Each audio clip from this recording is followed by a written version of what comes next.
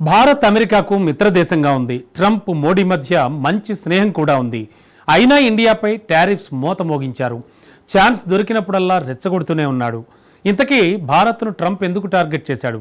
మనపై విషం కక్కుతూ మన శత్రు దేశాలైన చైనా, పాకిస్తాన్పై ఎందుకు ప్రేమ కురిపిస్తున్నాడు? సడన్గా డ్రాగన్పై విపరీతమైన ప్యారో లకబోస్తూ ఆ దేశాన్ని ఎందుకు దువ్వుతున్నాడు?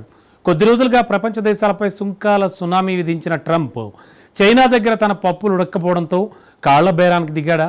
చైనాపై టారిఫ్స్ తగ్గిస్తూ భారత్ మీద పెంచుతూ కొత్త డ్రామాకు తెరతీస్తున్నాడా? అమెరికా అధ్యక్షుడి అంతరంగం ఏంటి అసలు?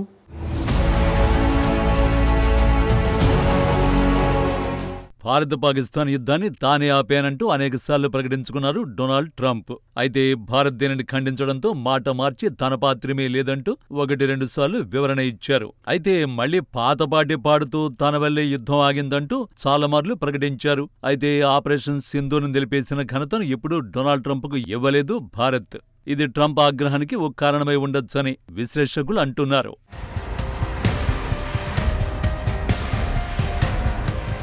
రష్యాతో భారత్ నిలుపుతున్న వాణిజ్య సంబంధాల్ని అమెరికా అధ్యక్షుడు డొనాల్డ్ ట్రంప్ జీర్ణించుకోలేకపోతున్నారు.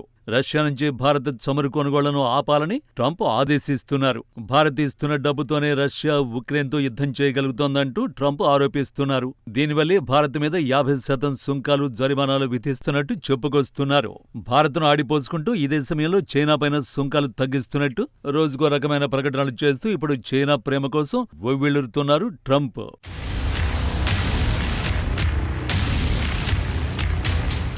భారత్, రష్యా, చైనా, బ్రిక్స్ దేశాలలో భాగంగా స్థానిక కరెన్సీలలో వాణిజ్యాన్ని పెంచడం డాలర్ ఆధిపత్యానికి ముప్పుగా ట్రంప్ భావిస్తున్నారు. ఈ విధానం అమెరికన్ డాలర్ ఆధిపత్యాన్ని సవాల్ చేస్తుందని ట్రంప్ ఆందోళన చెందుతున్నారు. మరోవైపు మోడీ చైనా పర్యటన అమెరికాకు సవాలుగా మారింది. దీంతోపాటు భారత్, చైనా మధ్య మెరుగవుతున్న దౌత్య సంబంధాలు కూడా ట్రంప్కు కంటగింపుగా మారాయి.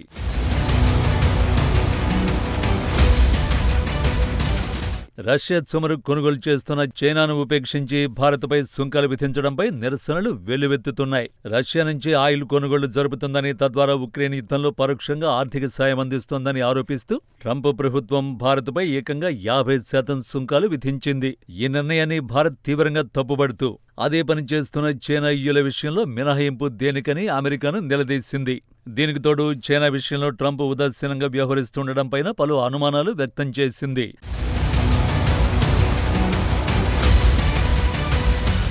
అమెరికా చైనాను ఎందుకు మినహాయించింది? ఇండియాపై భారీ టారిఫ్లు ఎందుకు అనే ప్రశ్నలకు అమెరికా విదేశాంగ కార్యదర్శి మార్కో రూబియో వివరణ ఇచ్చారు. తాజాగా ఓ ఇంటర్వ్యూలో ఆయనకు ఈ ప్రశ్నలు ఎదురుకావడంతో ఆయన వివరణ ఇచ్చారు. భారత్, చైనా, రష్యా నుంచి చమురు కొనుగోలు జరిపే దేశాలే. ఆ రెండూ మాస్కోకు ప్రధాన భాగస్వాములే. అందులో ఎలాంటి సందేహాలు అక్కర్లేదు. కానీ భారత్తో పోలిస్తే చైనా పరిస్థితులు అందుకు కాస్త భిన్నంగా ఉన్నాయి.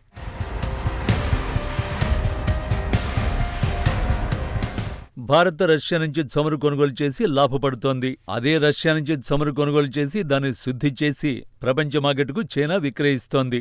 ఒకవేళ చైనా మీద గనక అదనపు సుంకాలు విధించాల్సి వస్తే ఆ ప్రభావంతో ప్రపంచ చమురు ధరలపై తీవ్ర ప్రభావం పడే అవకాశం ఉంది. చైనాలో శుద్ధి అవుతున్న రష్యా చమురు గ్లోబల్ మార్కెట్లోకి వెళుతోంది. ఒకవేళ చైనాపై అదనపు సుంకాలు గాని, ఆంక్షలు గాని విధించాల్సి వస్తే శుద్ధి చేసిన చమురు ప్రపంచ మార్కెట్కు అందదు. చమురు కొనుగోలు చేసే దేశాలు అధిక ధరలు చెల్లించాల్సి వస్తుంది.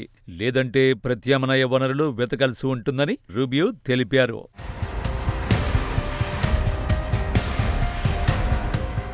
చైనా నుంచి శుద్ధి చేయబడిన చమురును యూరప్ దేశాలు కొనుగోలు చేస్తున్నాయి. అదే సమయంలో యూరప్ దేశాలు స్వయంగానూ చమురు, సహజవాయువును రష్యా నుంచి కూడా కొనుగోలు చేస్తున్నాయి. ఇంతకుముందు చైనాపై అమెరికా 100% సుంకాలు విధించాలనే సెనెట్ బిల్లు ప్రతిపాదనపై యూరోపియన్ దేశాలు పరోక్షంగా ఆందోళన వ్యక్తం చేశాయి.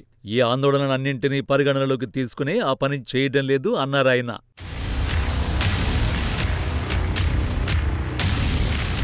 మరి రష్యా నుంచి చమురు, సహజవాయువును కొనుగోలు చేస్తున్న యూరప్ దేశాలపై సుంకాలు విధిస్తారా అనే ప్రశ్నకు రూబియో బదులిచ్చారు.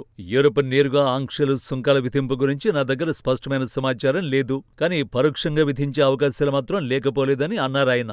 ఈ విషయంలో యూరోపియన్ దేశాలతో టిట్ ఫర్ టాట్ తరహా వాదనలు చేయడం నాకు ఇష్టం లేదు. కానీ ఈ సమస్యను పరిష్కరించడంలో యూరప్ నిర్మాణాత్మక పాత్ర పోషించగలదని మాత్రం నమ్ముతున్నారని రూబియో అభిప్రాయపడ్డారు.